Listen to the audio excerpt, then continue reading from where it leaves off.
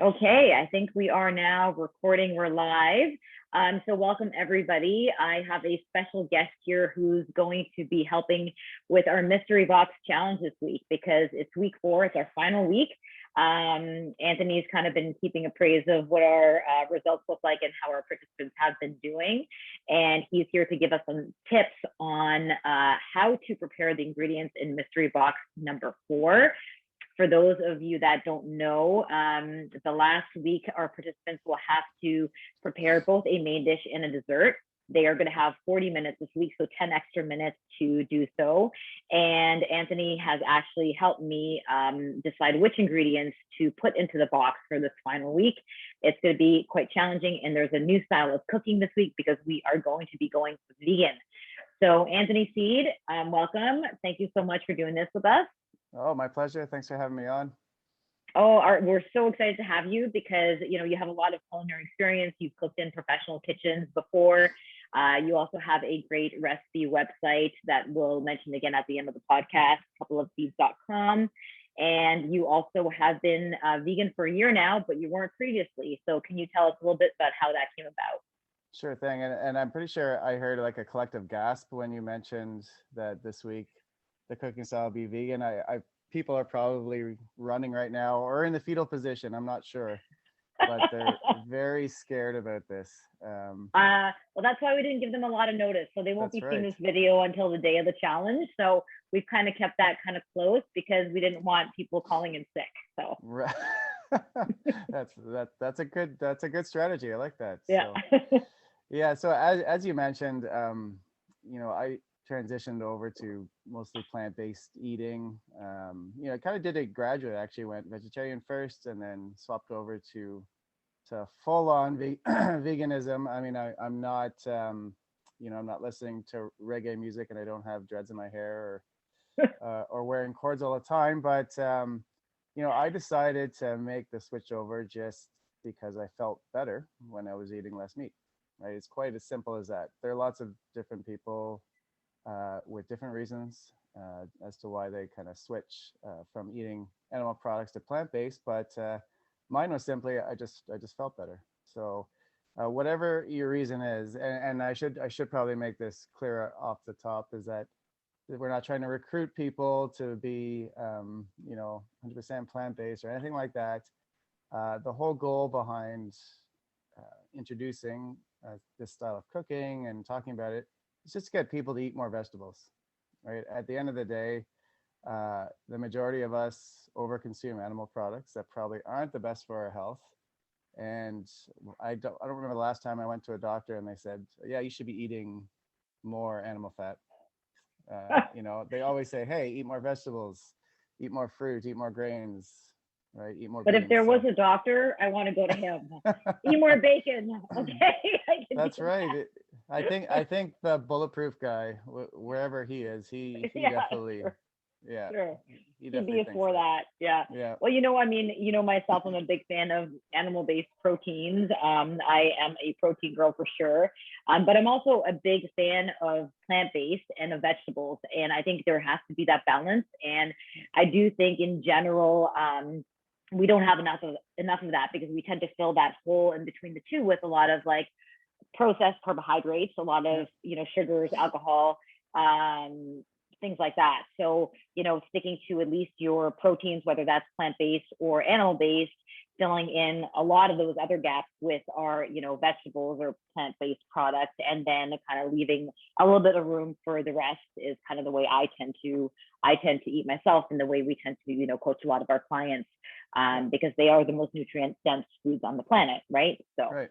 Yeah. And you can be a very unhealthy plant-based eater if you're just eating junk, right?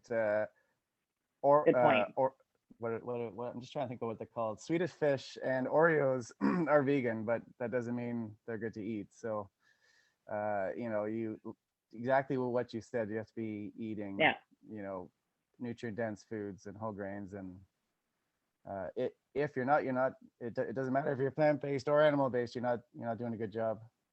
That's exactly true. So no like Oreo and Swedish Fish diet for me. Darn.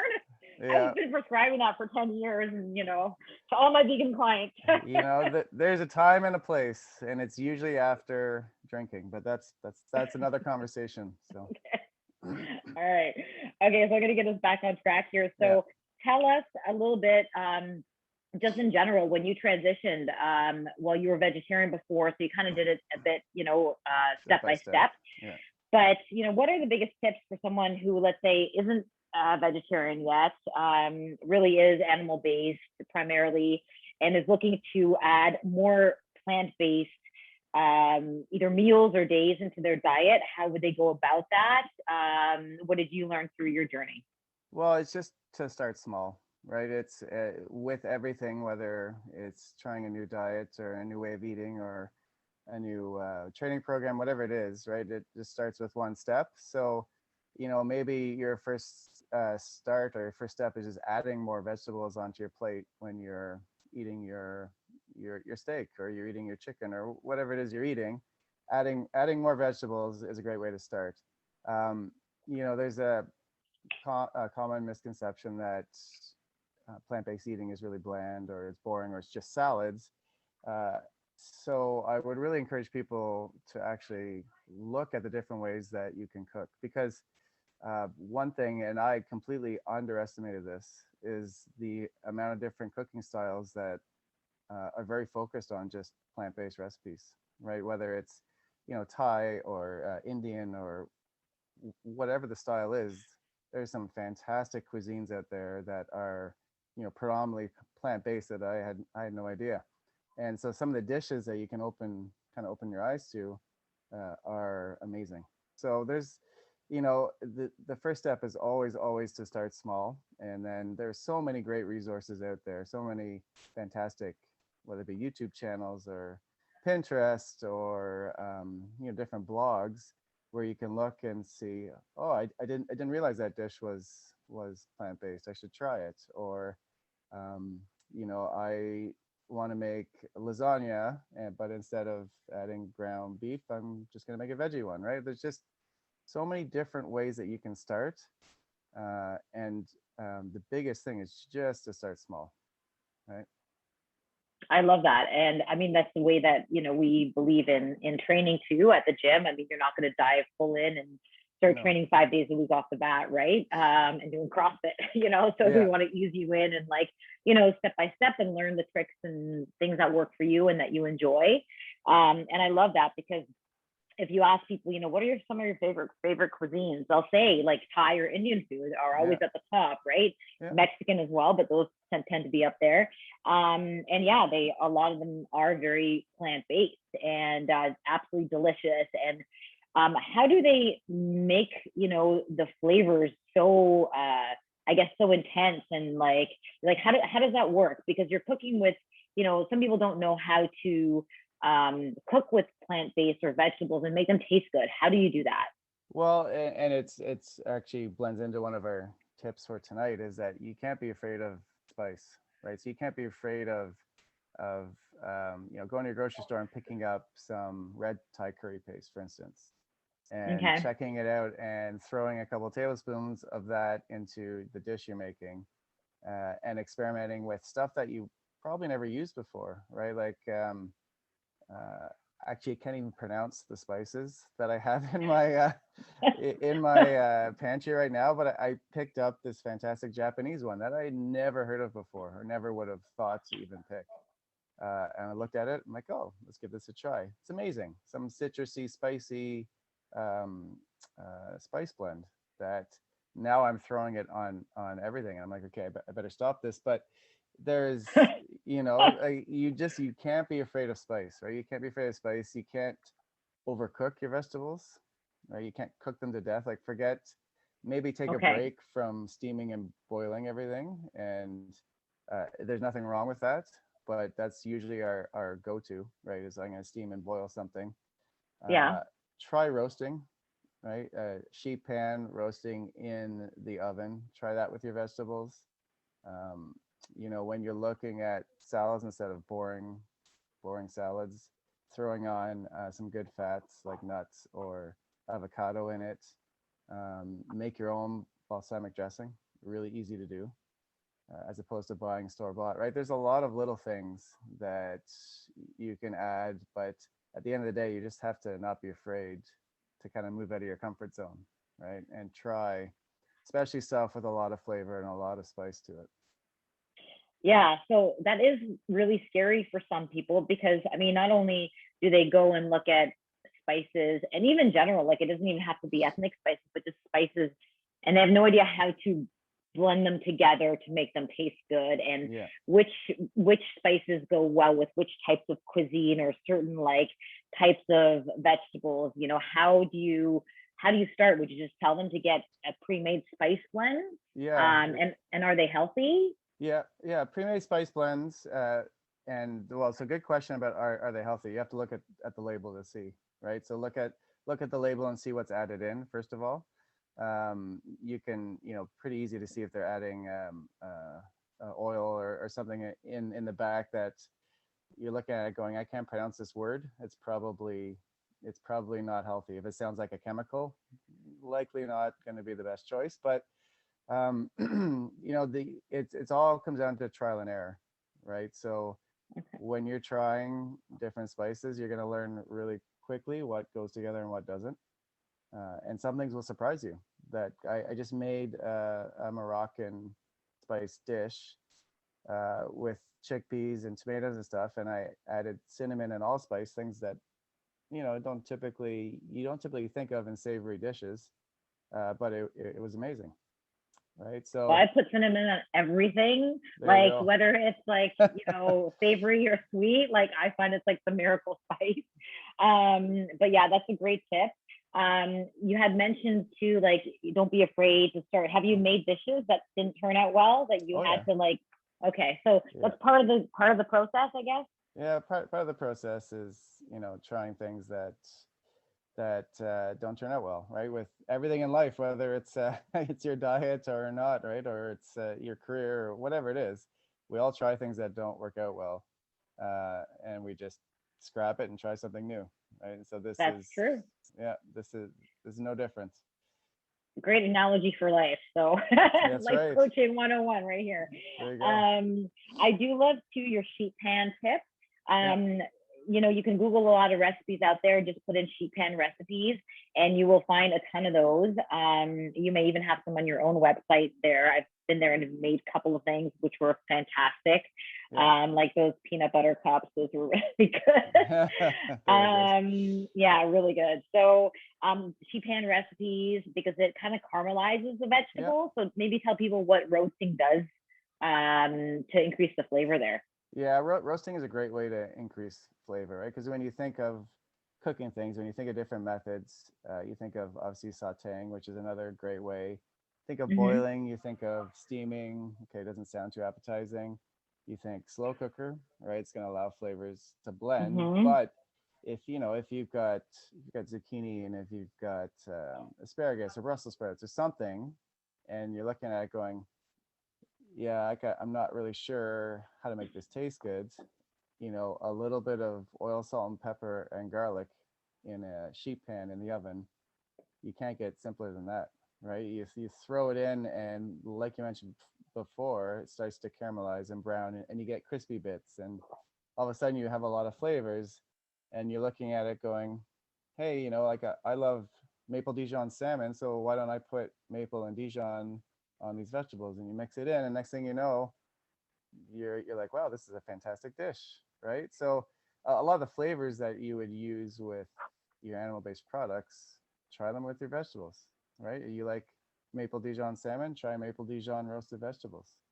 That sounds amazing. Hmm. I actually want to make those when I go home now. But so, what temperature are we looking at roasting? Like, if someone's like, "Oh my God, I'm inspired to try my vegetables like maple Dijon," what temperature are you roasting it at? How long are you leaving it in there for most vegetables, or does it depend? Yeah, well, it depends on the vegetable, but you know, you don't want to burn everything. So throw it on at 350. Okay. Heat up, put your pan in first and let it warm up, and then put the Mm. oil in the pan. Then throw the veggies on with your salt and pepper, because then you'll get that tiny little bit of a sear, right? So Mm. your first part of browning. Also, your vegetables won't stick as much. If you put it on cold and throw it in cold, your vegetables will likely stick to your pan, That's a great tip. right? But I if the just pan, learned something there new. you go. But if the pan is hot and you put the oil on and the veggies, you should be good. Should be good for not Okay, sticking. Yeah. So awesome. that's a great thing with people that people can start with. And then you're off to the races, right? Like if the one thing I will say though, if you are afraid of carbs, plant-based eating is not for you. or or maybe, start to face that fear and realize that not all carbs are bad, and that they actually provide so many benefits to, performance, specifically energy levels, brain power and all of that kind of stuff. So um carbs aren't, the Yeah, boogeyman that they've been made out to be. yeah, Yeah, and neither is fat, right? Like we need fat, exactly. like you mentioned, when we're roasting and sauteing and things like that, to bring out, so we can absorb those fat soluble vitamins in our vegetables. So that's really important. And you don't need a lot, just a little bit, like a tablespoon. Mhm. Would that be sufficient there? Yeah, absolutely. You don't have to overdo it. The thing is, I personally, I love carbs, so I'm always, having rice and quinoa and stuff like that. But I would say, like, if it's somebody that is training and looking to change their body composition, they should probably be working with someone like you who can guide them on the appropriate ratio, right, of carbs, fat, and protein. So, Absolutely. right, because it's really easy um, with plant-based cooking to always be eating white rice, right? Or to always be throwing on potatoes, where someone like you will be like, okay, let's look at sweet potatoes, or let's look at wild Yep. rice or brown rice or quinoa. So just keep that in mind, right? And where's your protein? So this brings me Yes. perfectly into my next question, right? Like, where, if you're eating plant-based or vegan specifically, are you going to find your best protein sources? Because this is a question that is commonly asked by a lot of people because they don't know where that's going to come from. Yeah. I mean, you know better than most that plants do have protein, right? And they don't obviously don't have as much as eating, a hunk of steak or chicken or having a protein powder, but they do have protein. And one misconception is that they do also have all the essential amino acids, which uh, used to be something that people would say, to get all your nine essentials, you need to have animal based. So that part's not true. But what you can do to boost your protein intake eating plant based, there are obviously a few things. Some vegetables have more protein than others, so that's the first step. Second, there are a lot of Like specific. which ones, Anthony? Which vegetables are higher in protein? I'm trying to remember now. Of course, I'd Like have your to peas, I double know, and check. like Yeah, peas. Uh, edamame. yeah, exactly. I mean, and there's also obviously beans as well, right? If you're eating, even though it's not vegetable, but if you're eating chickpeas and black beans and everything like that, you're getting a ton of Yes, protein. yes. Um, there are soy products, and soy has been vilified a bit, kind of like fat has been for years. Uh, Mm-hmm.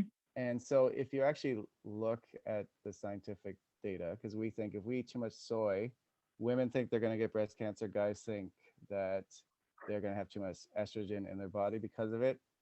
Yep. Um, right. So that I would encourage you to do your own research and look at the actual science behind it, and you'll come to the conclusion that's not the case. If you're eating 5 servings of soy a day, yeah, probably not the brightest thing to do. But if you're like, hey, I'm gonna have some tofu today, great. It's not gonna kill you, and it's not going to make you sick. It's actually got a lot of protein, a Yep. lot of minerals in it. So just use caution, right? If you overeat anything in particular, it's not good for you. So Even water. You can drink too much water yeah, too. exactly. So totally agree with you there. And it's like anything, we coach, making sure you have enough variety in your diet. Yeah, And, you don't have to have variety every single day, but like, by the end of the week, you should have numerous different sources where your nutrients going to come from, because there's different nutrients and phytochemicals in all of these different foods, and you just want to make sure you get a little bit from all of them and you're not eating the same thing all the time. Exactly. Like I love making falafel, right? And that's, chickpea. Well, like it's full of protein, right? It's, so it just depends on what you want to eat, really. Like there's a lot of ways to get it. There's, a lot of fake meat out there, right? Think of Impossible Foods and stuff. I would treat that as treats, like as treat stuff. I mean, it tastes great. It makes an amazing burger, but again, not something you want to have all the time, right? Because there are some weird stuff in that to make it taste and look like meat. So like everything in life, moderation, right? You want to treat, fantastic. Yeah. Get some Impossible burgers and awesome, chow down. But Yeah. again, you don't want to be replacing, replacing beef with fake beef every day. It's not good. It's not going to help you. And you know what, personally, like I don't recommend generally, like alternative meat products, because it's so easy to make, like a great burger with like chickpeas and black beans and like mashed sweet potatoes, put some rice into there, I mean, it's really not challenging to do that, and it tastes just as fabulous as going out and buying one of the alternative meat sources, in my opinion, because they are processed, right? I mean, at the end of the day, and there's a lot of binders and things like that. It's better to go from scratch if you can. And you'll always learn these go-to recipes. You'll learn, hey, I really love falafels. I really love my black bean, sweet potato burgers. I love black bean burgers. Right? So good, right? Yeah. Like it's like almost better than like a real burger. Yeah, so there'll be these go-to recipes. Your peanut butter cups are in my fridge like all the time. I just can't get enough of those. Those can be a treat, but I just can't stop myself. Yeah, so the other question I had for you, so protein sources, we talked about that, your nuts, your seeds, that's helpful. We covered like your legumes, the beans, tofu. What's your take on, like, tell people what tempeh is? I don't know if everyone knows what it is or where to find it. Yeah, so tempeh is like cultured tofu, essentially. Personally, I hate it. Just that's my own it's my own personal opinion on it. Someone may love it, but see, I love it. I love it. I think it tastes, okay. It tastes like meat to me. Yeah. And I like the texture, because tofu, I find, I like tofu if it's made properly, but sometimes it ends up being too soft for my liking. And I like that tempeh is much harder, and it's almost like a piece of meat, right? So maybe for the meat lovers out there, you might like tempeh. Tempeh has that texture, like it does remind you of meat. I will give you a tip of tofu. So if you want to cook tofu, again, it's a savory dish. Always get extra firm, and always put a weight on it to press out the water. Oh, okay. Because it's packaged in water, and like tofu's like chicken, it soaks up everything that you put on it, right? So it's bland, tasteless, again, just like chicken. So that's why you have to spice it. But it's also holds a lot of moisture. Like if you were to soak a bunch of mushrooms, right, that the mushrooms really pull up moisture. Same thing with tofu. So essentially what you have to do, you take it out of the package, you put it on like a tea towel, put another tea towel on top, and put a cast iron pan or something, some kind of weight over top of it, and just let it gradually press out the water. In about 20 to 30 minutes, it'll be perfect. So that's how, when you cook it, and you want to cook it, like there's some great tofu steak recipes out there. If you want to cook it like a steak, you can actually get a sear on it then, right? You can actually get that texture where it's more like meat.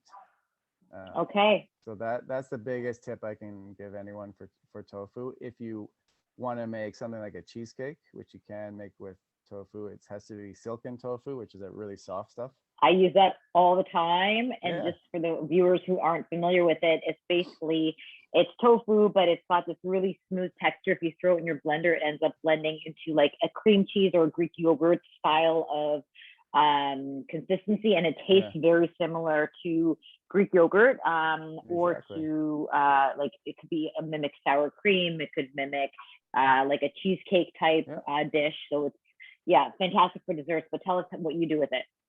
Yeah, I use it primarily for desserts. So cheesecake, I love cheesecake, first of all.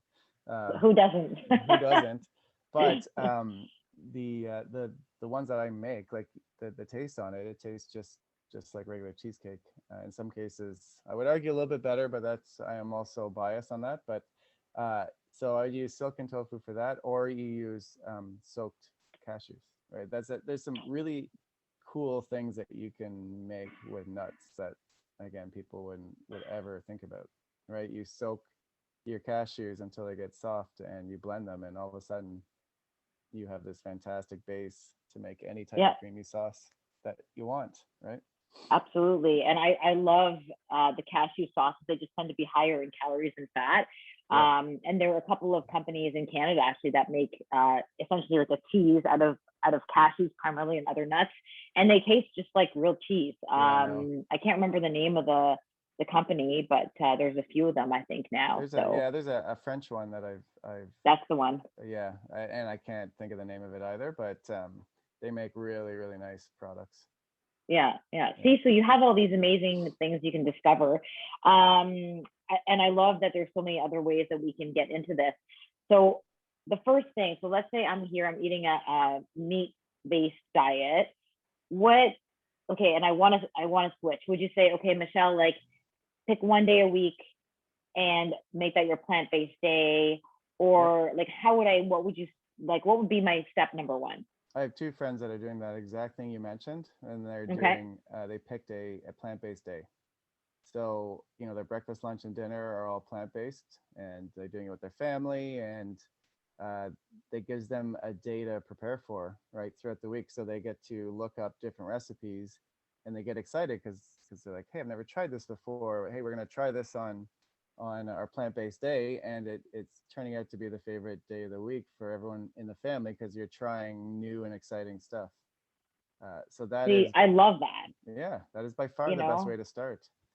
Getting everybody involved, having something to look forward to. And then one thing that I use, not just for plant-based, but just for my nutrition coaching clients, is for people to, when they find a recipe that really works for them, they really love, to put it in a binder, or you can save it on your phone, and to just create this file of your go-to recipes, so you don't have to go and search, remember where you found it, but like they've got to be like the best ones. Like just keep the best ones, and then start to build that portfolio of your go-to amazing recipes, and then you can just eventually they'll become kind of like second nature. You won't even have to look up what to put in them, right? Like, so that's something that works really well. Yeah, for sure. Absolutely. Amazing. Okay, so any tips for our participants in our mystery box challenge? I know we covered a bunch of them, but you know what the ingredients are in the box. So they've got only a couple minutes left before they're going to be opening them live. So what do you want to give them in terms of tips so that they have the best possible outcome tonight? Well, if they're spiritual, they should pray. But outside of that, so I would encourage them to look at, the ingredients that they have in their box. They first of all, I can be bought, just for anyone that's watching. But second of all, you can actually, they can use their ingredients for both savory and sweet. So they can use the same ingredients. So stuff that's in their box, they might look at it and just go, okay, I'm going to use this for savory. I think a bit outside the box. I know that pun was intended, and use it. You can use a few of them for both. Right. So so think that way. Second tip, I know we already mentioned it, but it was not to be afraid of spice. And if they have any experience in ethnic cooking, this will really help them when they get to the looking at the ingredients. So they should be inspired by other cuisines when they're thinking what to prepare, and that might make it a bit easier for them. Okay. Yeah, so whoever has the best spice rack or the best pantry of this group probably going to be more successful. Okay. Knowing that they can use other items like in their spice rack in their pantry, what off the top of your head, what are 3 things you might use if you were preparing something out of this box? So if I'm, so you want me to list like specific spices or? Yeah, so a couple of spices or pantry items, or because Well, knowing that they yeah. can use oils, they can use sugars, flours, spices, and vinegars. What off the top of your head might be something you would grab to prepare the dishes that you would have intuitively made from tonight's ingredients? Well, I don't do anything without garlic, so I can tell you Okay. that. That is definitely garlic and ginger are my go-tos, Okay. especially when I'm looking to add a lot of flavor to things, right? Okay. So I'm definitely always going there. Um, I'm just trying to think off the top of my head. The chance that all 4 of the people have coconut milk in their pantry are probably slim, but if you do have it, think about using it. Okay. I don't know if they can use coconut milk. I'd Oh, they have to can't? check with Is that Val on is that that one. considered a fat though?